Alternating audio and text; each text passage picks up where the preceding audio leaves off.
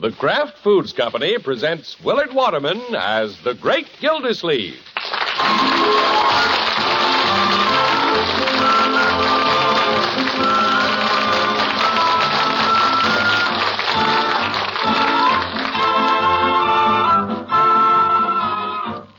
The Great Gildersleeve is brought to you, partially transcribed, by the Kraft Foods Company. Kraft, you know, has been famous for years for bringing you the very finest foods, quality foods, the world's favorite varieties of cheese, America's choice in salad dressings, and many other wonderful things to eat. When you shop, look for the name Kraft. Remember, the name Kraft on any food is your guarantee of quality.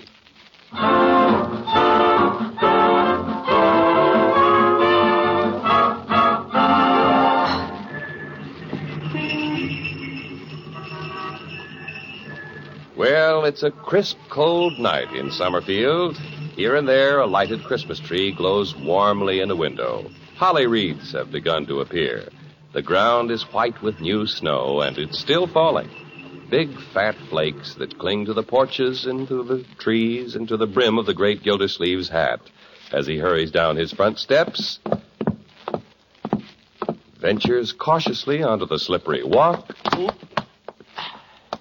then strides gaily across the street toward Mr. Bullard's house. Deck the halls with boughs of holly, fa la la la la la la la la. 'Tis the season to be jolly, fa la la la la la la la la. Don we what? Where you going? Yeah, Leroy, I'm going to see Paula.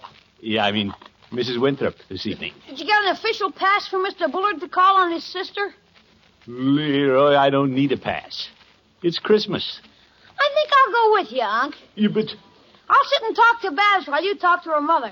The couch in front of the fireplace is a 4-seater.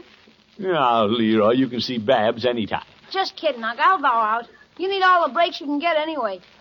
What's this? Well, you haven't seen Mrs. Winthrop much since that rival blew into town. Oh, that fellow Bruce Pendleton. Yeah. Brucey. That's what she calls him. Yofer. Competition, Unc. Leroy, he's just in town for the holidays. And he's staying at Mr. Bullard's club. I'm sure he's as much Mr. Bullard's friend as he is Paula's. Yeah? I don't think he'd take so long on the porch these nights if he was just saying goodnight to Mr. Bullard. I'd better hurry right over there. Good luck, Unc. Thank you, my boy. Yeah, I can meet the competition. I can take my time saying goodnight, too.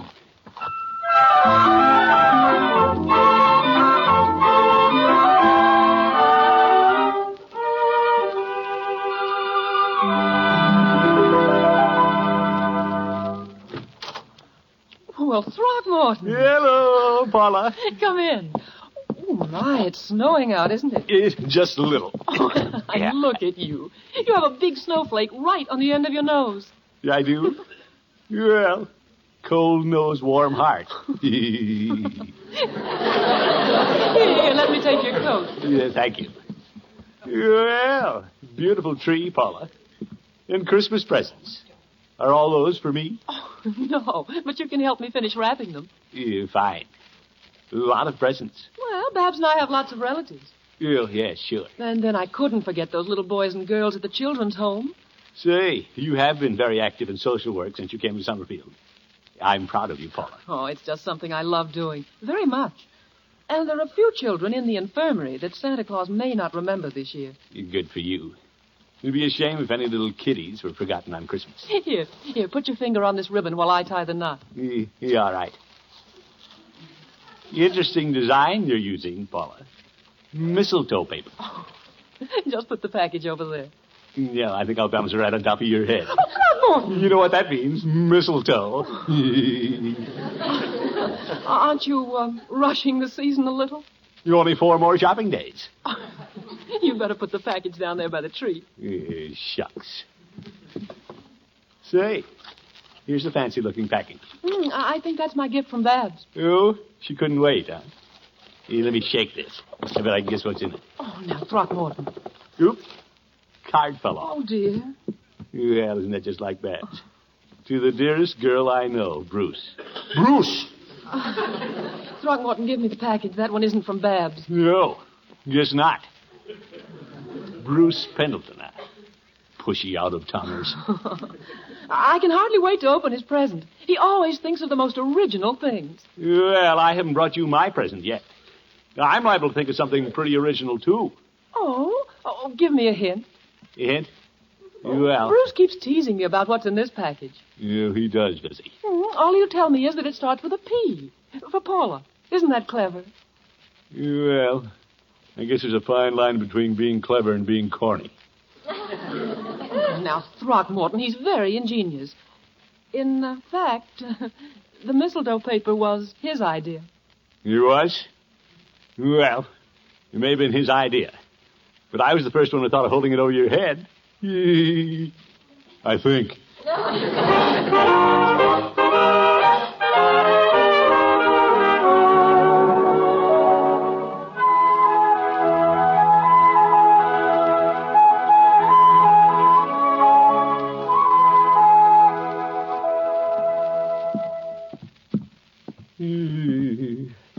Couldn't sleep last night. Coming, Bertie. Yeah, I wonder what Paula is getting from that Bruce character. Why isn't he back in Dayton working? Maybe he owns a factory or something. Well, I'll have to go him one better. Good morning, Unky. Hi, Unc. Good morning, children. You.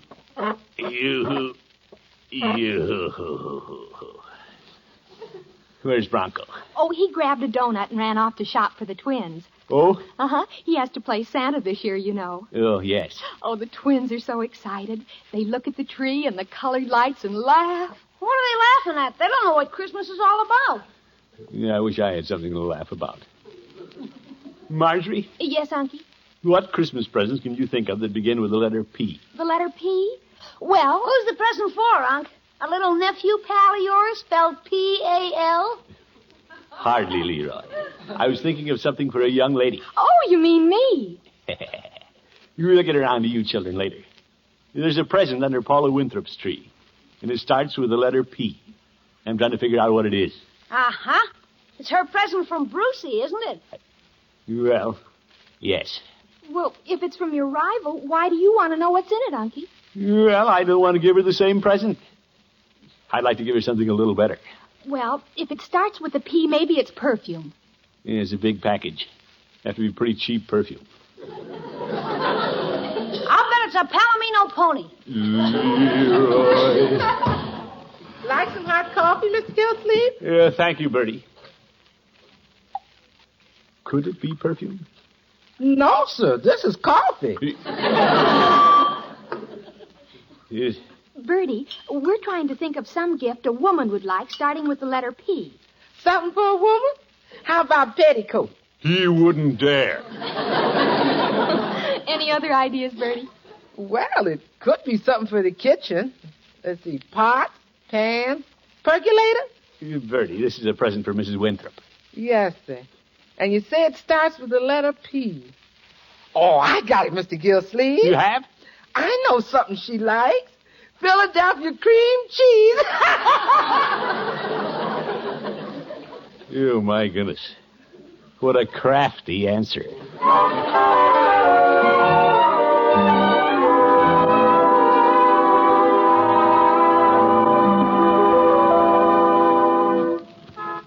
Yeah, that Bruce Pendleton. I wish I'd have thought of giving her something starting with P for Paula. Yeah, let's see. Might be a purse. Or a string of pearls. Water commissioner, you're getting in over your head. Well, good morning, Gildy. Well, the Honorable Judge Hooker. Good morning, Horace. You were walking along with a faraway look in your eye, dreaming of a white Christmas.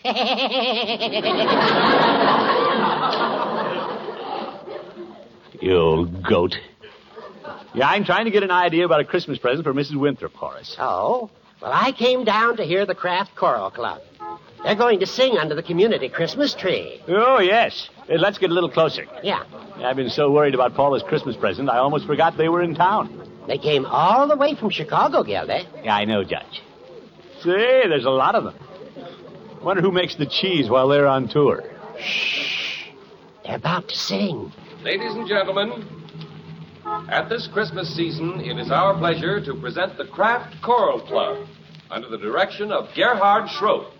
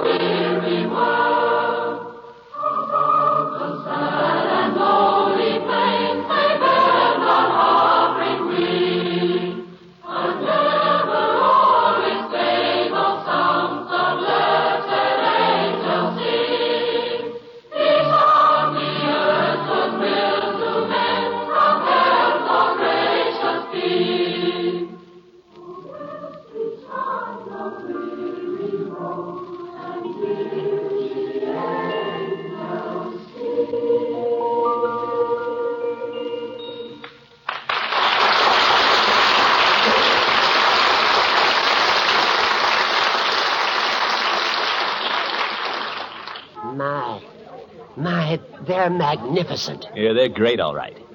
I think I'll try to find something for Paula in a hurry and come back. I'll wait here, Gildy. In fact, I may go up and sing with them. Please, not that, Judge. They didn't come all the way from Chicago to hear you cackle. Now, Gildy. Wait, they're going to sing again.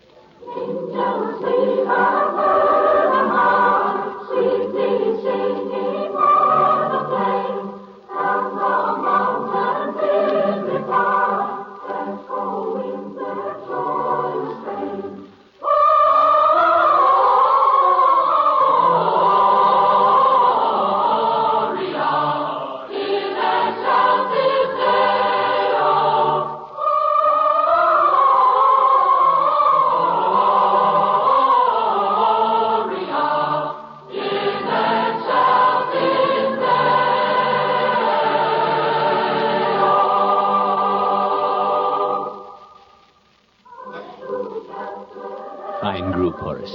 Yes, it's beautiful. Nothing like the carols at this time of year. They warm the cockles of my heart and send the Yuletide spirit coursing through my veins. Quiet, Horace. Listen.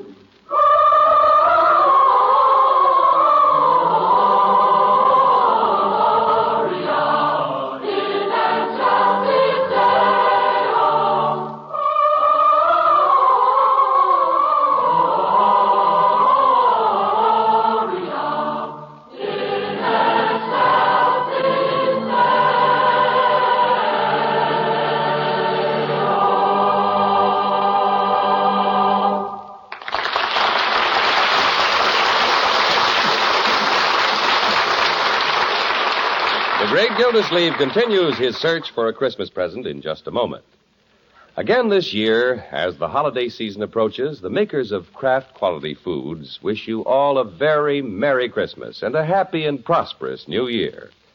During the year now drawing to a close, we have appreciated the confidence you have shown through your purchases in all the fine food products which your grocer has brought to you from Kraft. You may be sure that Kraft products will continue to merit your confidence in the future, as they have in the past, and that the Kraft name on any label will continue to be your guide to the very finest in foods. Again, we say Merry Christmas and a Happy New Year to each of you from all the men and women of Kraft. Now, back to the great Gildersleeve.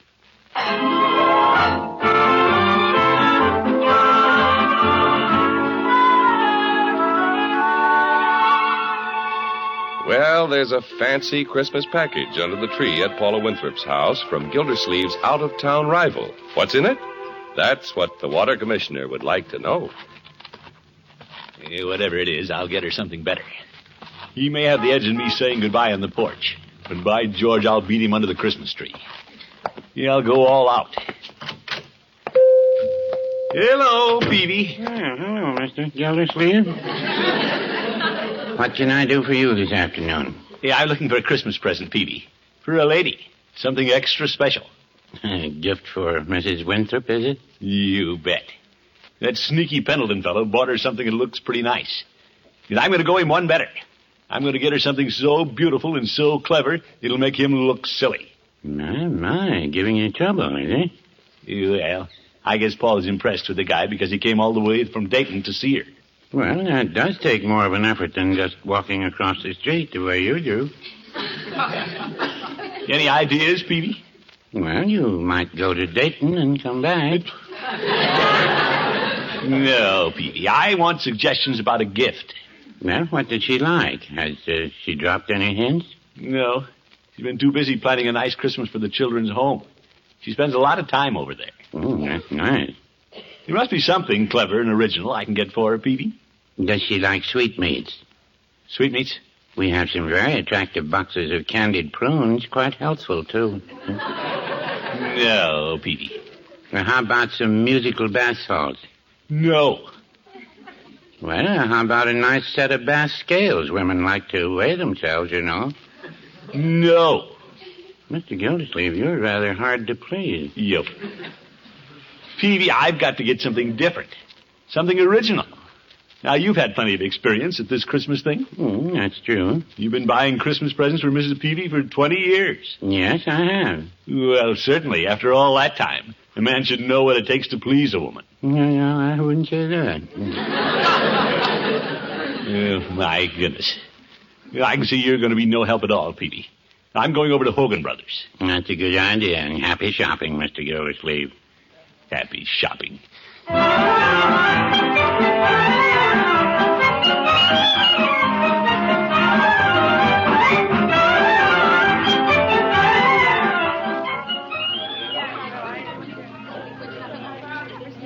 Oop, elevator's crowded.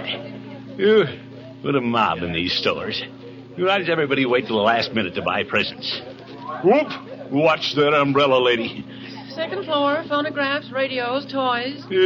Out on 2, please. Come here, please. You might get her a radio. No, everybody has a radio. I have to be more original than that if I'm going to beat that Dayton Don Juan. Christmas won't mean a thing to me unless I outdo him.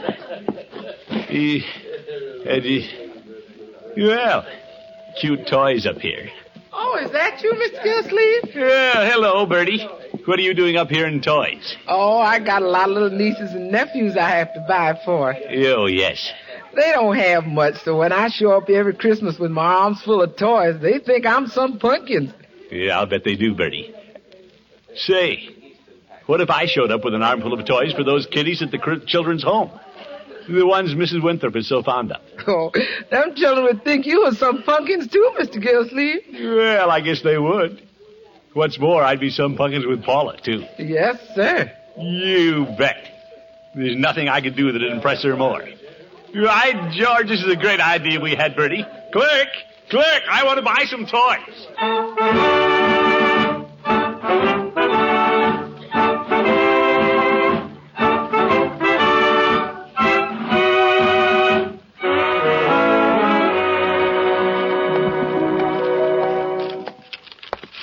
I wonder where all the kids are.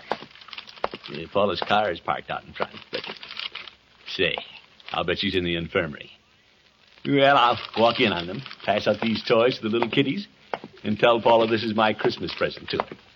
What can she say? Except that I'm the greatest guy in the world. And this'll fix that Bruce Pendleton. You can never top this. Well, here we are. I see some children. Hello, kiddies. Hello. Hello. Where's Mrs. Winthrop? She'll be back. She went to get us some orange juice. Oh.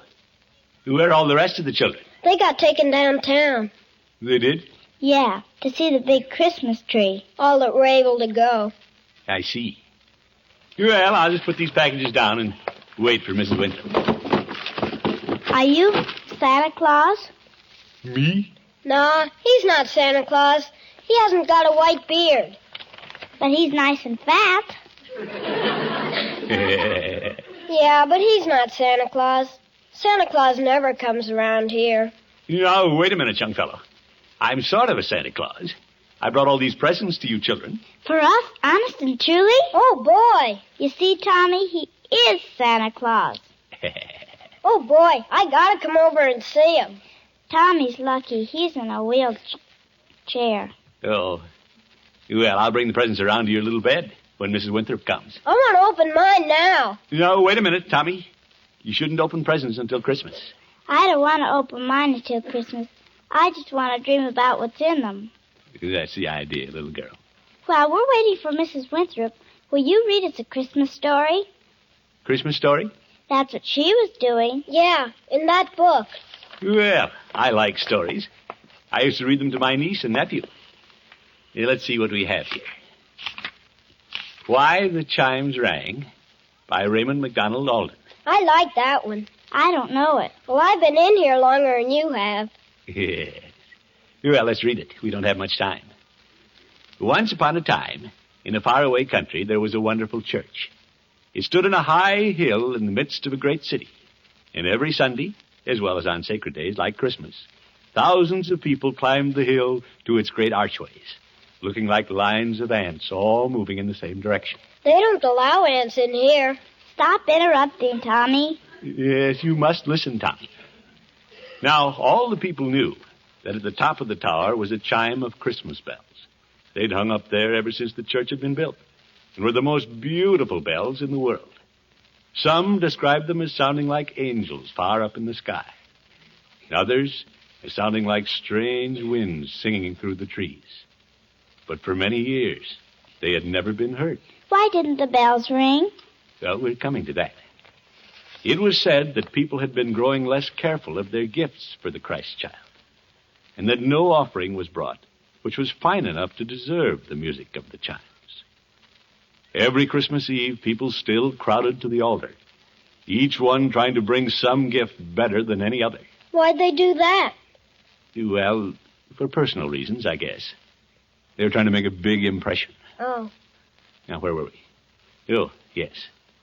Now, a number of miles from the city, in a little country village, lived a boy named Pedro and his little brother. They had heard of the service in the church on Christmas Eve and planned to go see the beautiful celebration. Nobody can guess, little brother, Pedro would say, all the fine things there are to see and hear. And I've even heard it said that the Christ child himself sometimes comes down to bless the service. What if we could see him? The day before Christmas, Pedro and little brother were able to slip quietly away. And although the walking was hard in the frosty air, before nightfall they had trudged so far, hand in hand, that they saw the lights of the big city just ahead of them. They were about to enter one of the great gates in the wall that surrounded it, when they saw something dark on the snow near their path, and stepped aside to look at it. What was it? Well, let's see. There by the path was a poor woman who had fallen in the snow, too sick and tired to get in, where she might have found shelter. Oh. Pedro knelt down beside her. You will have to go on alone, little brother, he said. Alone? Cried little brother. But you will not see the Christmas festival. No, said Pedro, and he could not keep back a bit of choking sound in his throat. See this poor woman? Her face looks like the Madonna in the chapel window, and she will freeze to death if nobody cares for her. But I cannot bear to leave you and go on alone, said little brother. Both of us need not miss the service, said Pedro, and it better be I than you. You can easily find your way to the church, and you must see and hear everything twice, little brother. Once for you, and once for me. And oh, if you get a chance, little brother, to slip up to the altar without getting in anyone's way, take this little silver piece of mine and lay it down for my offering when no one is looking. In this way, he hurried little brother off to the city and winked hard to keep back the tears as he heard the crunching footsteps sounding farther and farther away in the twilight. The great church was wonderful that night. When the organ played and the thousands of people sang, The walls shook with the sound, and little Pedro, way outside the city wall, felt the earth tremble around him. At the close of the service came the procession with the offerings to be laid on the altar. Rich men and great men marched proudly up to lay down their gifts to the Christ child. Some brought wonderful jewels. Some brought baskets of gold. But the chimes did not ring. And last of all came the king of the country, hoping with all the rest to win for himself the chime of the Christmas bells. There went a great murmur through the church as the people saw the king take from his head the royal crown, all set with precious stones, and lay it gleaming on the altar as his offering to the Holy Child. Surely, everyone said, we shall hear the bells now, for nothing like this has ever happened before. But still, only the cold old wind was heard in the tower. And the people shook their heads. And some of them said, as they had said before, that they never really believed the story of the chimes, and doubted if they ever rang at all. Suddenly, everyone looked at the old minister, who was standing by the altar holding up his hand for silence. Not a sound could be heard from anyone in the church, but as all the people strained their ears to listen, there came, softly but distinctly, swinging through the air, the sound of the chimes in the tower. So far away, and yet so clear the music seemed. So much sweeter were the notes than anything that had been heard before, rising and falling away up there in the sky, that the people in the church sat for a moment, as still as though something held each of them by the shoulders. Then they all stood up together and stared straight at the altar to see what great gift had awakened the long silent bells. But all that the nearest of them saw was the childish figure of little brother, who had crept softly down the aisle when no one was looking, and had laid Pedro's little piece of silver on the altar. That's a wonderful story. Why did the bells ring when little brother laid the piece of silver on the altar? Well... Why didn't they ring when the great men brought jewels and things? Well, like the book said, each one was trying to bring some gift better than any other. Those men were trying to outdo each other, while little Pedro gave out of the goodness of his heart. He didn't have any ulterior motive. Ulterior motive? What's that? Well, I guess that's what I had when I came in here. That's Mrs. Winthrop coming. It is? Yeah. I guess I'll be going. Aren't you going to wait and see Mrs. Winthrop? Where are you going, mister? Well, I think I'll sneak out this side door. But how'll she know who brought the presents? Well, that's not important anymore. Merry Christmas. Thanks. Merry Christmas. Merry Christmas. I'll tiptoe down the back steps.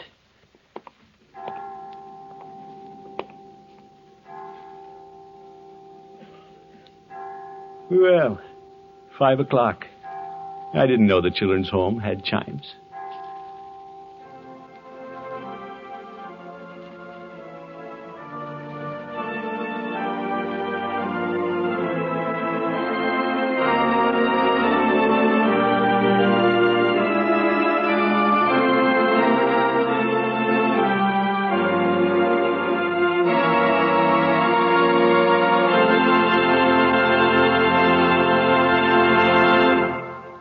Merry Christmas, everybody.